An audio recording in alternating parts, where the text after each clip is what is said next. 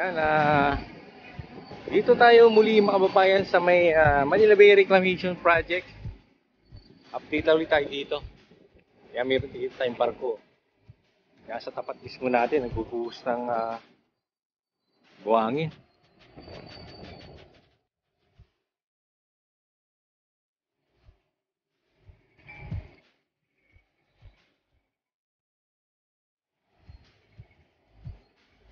Ayan o.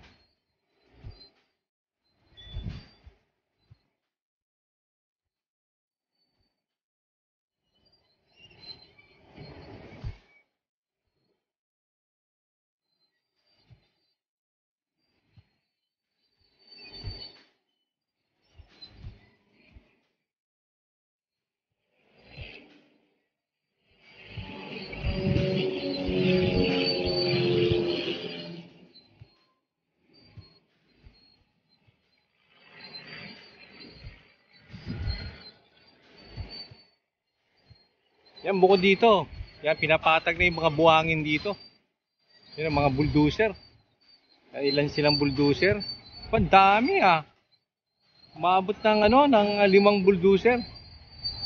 Yung sama-sama silang nagpapatag ng buhangin dito.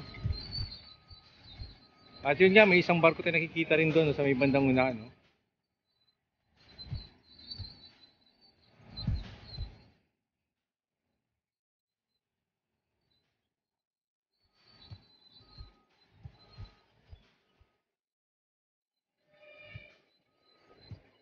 Yung kanina nagpalipat tayo ng drone eh. Doon sa may Dolomite tayo, layo, Dolomite Beach, hanggang dito, umabot siya ng 2,200 meters. Hindi kaya mga kababayan, talagang nag-return to home. Return to home ko, nawawalan ako ng signal na. Delikado, baka bumagsak yung drone ko, kaya binalik ko na lang. Return to home ko na lang. At yun, nakakabalik naman ng ligtas. Delikado kasi mga kababayan, di ba makabalik, kasi na-experience ko na. Nagpalipad ako ng drone doon lang sa may bandang sa 1,600 nga lang eh. Natrap yung drone ko. Hindi na siya makagalaw kahit mabanti, hindi siya makabalik. Kala ko mabagsak na sa dagat eh. Mabuti na lang ay pinatakbo ko sa may kabilang side. Yung gumalaw siya hanggang sa nakawala siya.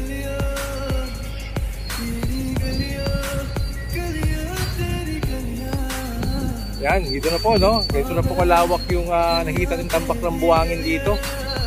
Sobrang lawak na talaga.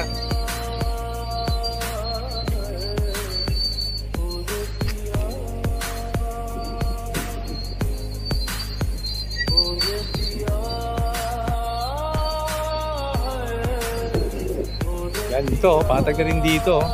Pati sa pala, sa may tapat mismo ng seascape, patag na rin Ayan, patag na lahat. At ito na nga mga kababayan ay maaaring pag natapos silang magbaon dyan ng yung binabaon nila na yan, dati alam kung ano yan, ayan, maaaring diretsyo na nila yan sa may bandang unahan na. At malapit nang matapos siguro itong Island A na ito.